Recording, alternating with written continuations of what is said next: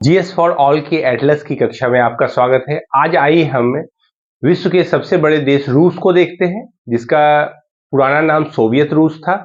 1991 में सोवियत रूस के विघटन के बाद आधुनिक रूस अस्तित्व में आया। तो सोवियत रूस के विघटन से 15 राष्ट्रों का उदय हुआ। आइए हम उसकी स्थिति को जानें। देखिए यहाँ इसको CIS जो है अभी वर्तमान में है। 1991 में यूएसएसआर यानी union of Soviet socialist Republic यानी सोवियत संघ के विघटन के बाद CIS का गठन हुआ।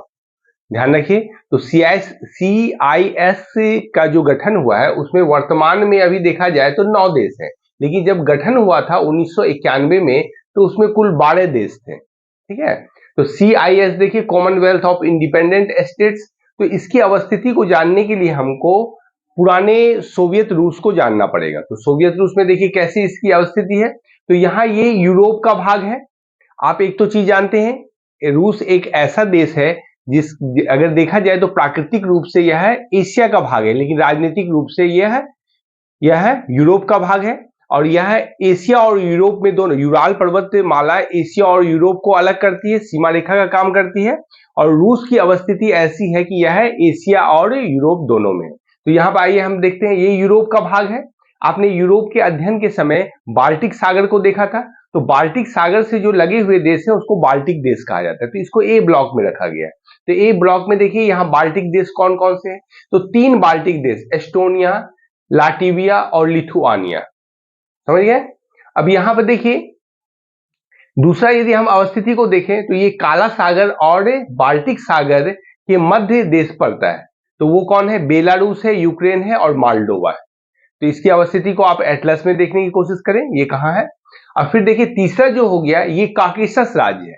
काकेशस पर्वत रूस में पड़ता है, तो वही रूस का ही भाग है। तो ये देखा जाए तो इसका विस्तार 3 देश में मुख्यतः देखने को मिलता है काकेशस पर्वत का। तो यहाँ पे कौन कौन है देखिए, ये है जॉर्जिया, अर्मेनिया और अजरबैजान। देख रहे हैं, जॉर्जिया, अर्मेनिया और अजरबैजान। तो कैस्पियन सागर के बगल में है ये। देखिएगा ध्यान से, इसको देखिए, इसको सी ब्लॉक, इसको बी ब्लॉक, इसको ए ब्लॉक में बांटे। और फिर मध्य एशिया के, सेंट्रल एशिया के देश हैं, उसमें आपको Kazakhstan, Uzbekistan, Tajikistan, Kyrgyzstan, Turkmenistan और रूस, यानी 6 कंट्री मिला के यहाँ 3 कंट्री आप देख रहे हैं इस ब्लॉक में। इस ब्लॉक में 3 कंट्री, इस ब्लॉक में 3 कंट्री, इस ब्लॉक में। तो देखिए एक 3 यहाँ हुआ, 3 6 और 3 9। यहाँ पर 10 11 12 13 14 और ये 15, रूस को मिला दीजिए तो 15 देश। देखिए CIS जो स्वतंत्र हुआ 1991 में गठित हुआ, तो इसका क्या है, अपना एक आर्थिक महत्व है, सामरिक महत्व है। तो ये देखिए विश्व स्तर पे जो संधियां होती है बगल के, जैसे सार्क कंट्री का आप देख रहे हैं, तो सार्क का अपना एक सिग्निफिकेंस है पूरे वर्ल्ड में। इसी तरह आप G20 देख रहे हैं, G21 जो अभी बन गया है। फिर बहुत से ऐसे गठबंधन है विश्व स्तर पे की जाती है। तो यहाँ पे देखिए CIS में कुल 12 देश। तो वर्तमान में 2023 में देखा जाए तो इसमें 9 देश उपस्थित है। तो 9 देश में अब देखिए कौन, तो इसमें 3 देश को हटा दिया गया शुरुआत में ही, जब 15 राष्ट्रों में से 3 देश यूरोप वाले जो कौन है, बाल्टिक सागर के बाल्टिक देश थे, वो अलग हो गए, यानी CIS के सदस्य नहीं है। तो ये देखिए CIS के सदस्य के रूप में कौन कौन है, यूक्रेन है, मालडोवा, बेलारूस और Georgia, Armenia, Azerbaijan, Kazakhstan, Uzbekistan और तजाकिस्तान, किर्गिस्तान, तुर्कमेनिस्तान और रूस। ये जितना है ये सदस्य हैं। लेकिन वर्तमान में समय के क्रम के अनुसार अंतर्राष्ट्रीय राजनीति में परिवर्तन हुआ। जैसे आप देख सकते हैं, क्या 2005 में ही तुर्कमेनिस्तान इसके संधि पर हस्ताक्षर तो किया, लेकिन CIS में यह शामिल नहीं हुआ बाद में। तो ध्यान लिख दिया गया 2005 से ही ये अलग है। दूसरा, अगर आइए दूसरे देशों को देखा जाए, 2008 में रूस ने जॉर्जिया पर हमला कर दिया। तो जॉर्जिया क्या है, CIS की सदस्यता से वो त्यागपत्र दे दिया।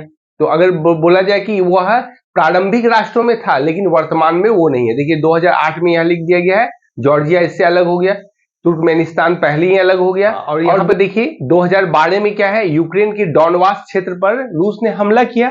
तो डॉनबास क्षेत्र पर हमला, और अभी आप देख रहे हैं वर्तमान में 2023 का है, और युद्ध रसिया और यूक्रेन के बीच युद्ध अभी भी जारी है।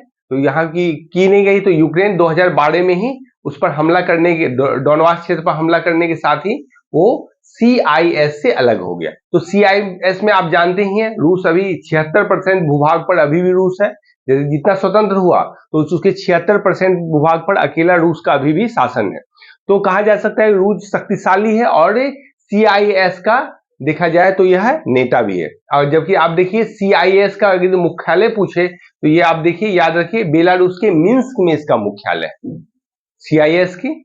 और अब देखिए इसी में क्या किया गया है, हर एक स्थान पर आपको बताया गया है कि इसकी राजधानी भी लिख दी है। Kazakhstan Nur Sultan, Uzbekistan Tashkent, Tajikistan Dushanbe, Kyrgyzstan Bishkek, Turkmenistan Ashgabat, रूस का तो जानते ही हैं Moscow, Azerbaijan Baku, Armenia Yerevan, Georgia Tbilisi, Belarus Minsk, Moldova Chisinau और यूक्रेन की। ये आप यूरोप के देश में पढ़े ही हैं इसको।